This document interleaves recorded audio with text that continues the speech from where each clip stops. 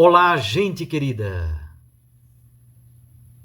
Hoje é sábado, dia 25 de setembro. Estamos concluindo a 25ª semana do Tempo Comum. O texto do Evangelho de hoje é o segundo anúncio da paixão no Evangelho de Lucas. Lucas 9, de 43b até o versículo 45. Naquele tempo todos estavam admirados com todas as coisas que Jesus fazia. Então Jesus disse a seus discípulos: Prestai bem atenção às palavras que eu vou dizer. O Filho do Homem vai ser entregue nas mãos dos homens. Mas os discípulos não compreendiam o que Jesus dizia. O sentido lhes ficava escondido, de modo que não podiam entender.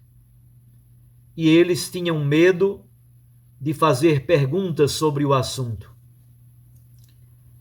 Palavra da salvação. Glória a vós, Senhor.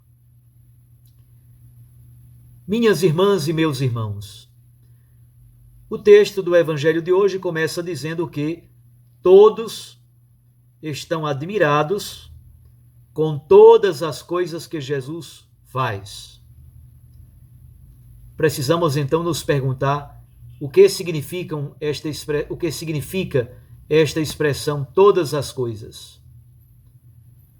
Podemos buscar no chamado contexto imediato.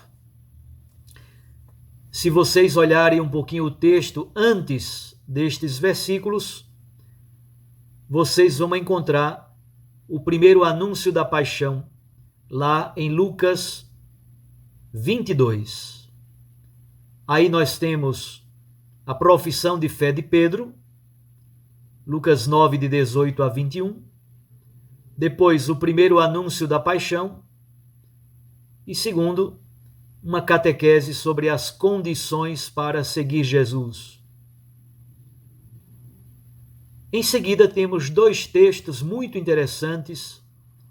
O primeiro é a transfiguração, Lucas 9, de 28 a 36.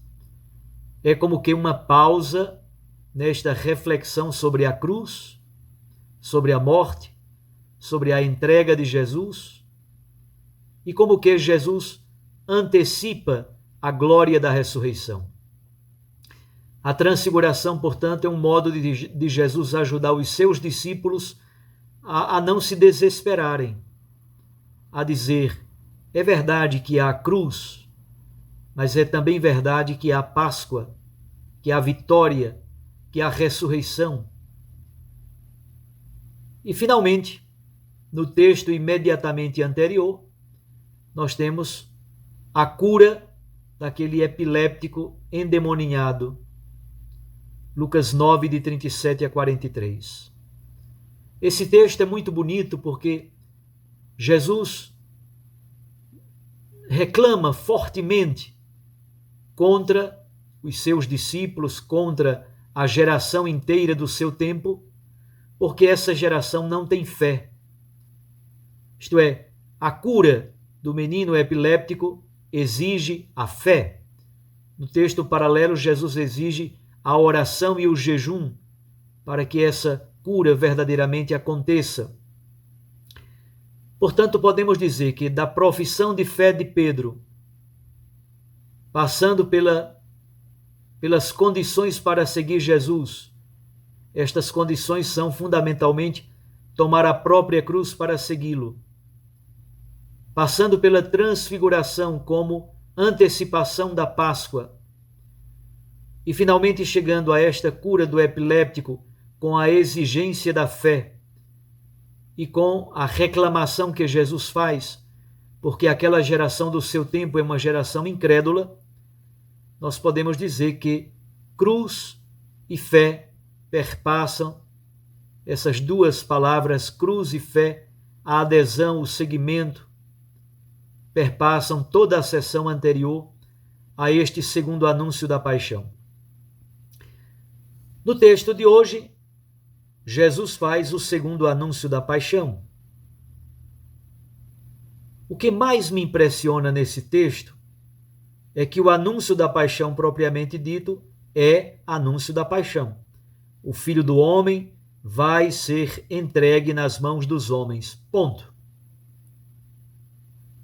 No Evangelho de Marcos, são 3 elementos.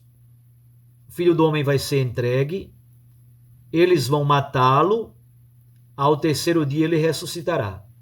Então, 3 elementos: a entrega, a morte e a ressurreição. No Evangelho de Lucas, neste versículo 44, a única frase é: o Filho do Homem vai ser entregue nas mãos dos homens. Lucas, de propósito, não apresenta aqui o tema da ressurreição. Já o fez com a transfiguração, como antecipação da Páscoa. Depois, os discípulos também não compreendem nada, estão discutindo sobre quem é o maior. Jesus, então, toma o exemplo da criança para falar desta experiência. Quem quiser ser o maior, deve ser o servo de todos, o último de todos. Isto é, somente na fé se pode compreender o segundo anúncio da paixão. Somente quem se dispõe a servir, quem se dispõe a amar, pode compreender o anúncio da paixão. Na verdade, praticamente com esse texto se conclui o ministério público de Jesus na Galileia. Em 9:51 começará o grande percurso de subida para Jerusalém. O Evangelho de Lucas oferece 10 capítulos para a subida de Jesus a Jerusalém, do capítulo 9 ao capítulo 19. Essa fase da missão de Jesus na Galileia é uma fase de sucessos, de êxitos, de multidões que acorrem, de muitos milagres, de pregação do reino de Deus, mas também é muito importante compreender que cresce cada vez mais o número de adversários e aumentam os conflitos.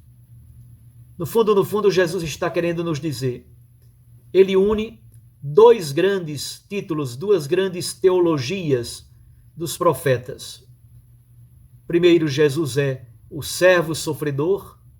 Essa imagem provém de Isaías. Isaías tem os 4 cantos do servo sofredor. Por outro lado, Jesus é o Filho do Homem, como provém lá de Daniel capítulo 7, versículo 14. O Filho do Homem é um título glorioso. Servo sofredor, o servo de Adonai, é um título de dor, de sofrimento e de morte. Quando é que eles conseguirão fazer esta síntese entre o Messias não triunfalista, servo sofredor, que se doa, que serve, que se entrega, que é o último de todos e o servo de todos? E por isso mesmo, este Messias é o Filho do Homem glorificado entre as nuvens do céu, transfigurado, revestido de luxo, de glória, de esplendor, de luminosidade. Jesus, Filho do Homem, todo belo, todo revestido de esplendor, adornado com a glória de Deus, enfeitado com a luz que provém do alto. Jesus glorioso, Jesus servo. Esta é a grande síntese da cristologia. Quando é que eles vão compreender isso? Somente na ressurreição. Somente com a vinda do Espírito Santo, que é o Espírito do conhecimento da verdade, é o Espírito da memória, é o Espírito que vai abrir a mente e o coração para que os discípulos compreendam finalmente quem é Jesus. E compreendendo quem é Jesus, compreenda-se também quem é o discípulo, qual é a nossa identidade, qual é a nossa missão. Um abraço a você. Até amanhã, o domingo, o dia do Senhor. Se organize para amanhã participar da Santa Missa, rezar em casa, ler a Santa Palavra de Deus, permanecer em família, repousar, viver de fato um domingo não como um gentio, como um pagão, mas o domingo verdadeiramente como o dia do Senhor. Até amanhã, se Deus nos permitir, eu os abençoo. Em nome do Pai, do Filho e do Espírito Santo. Fique com Deus e sua Mãe Maria Santíssima.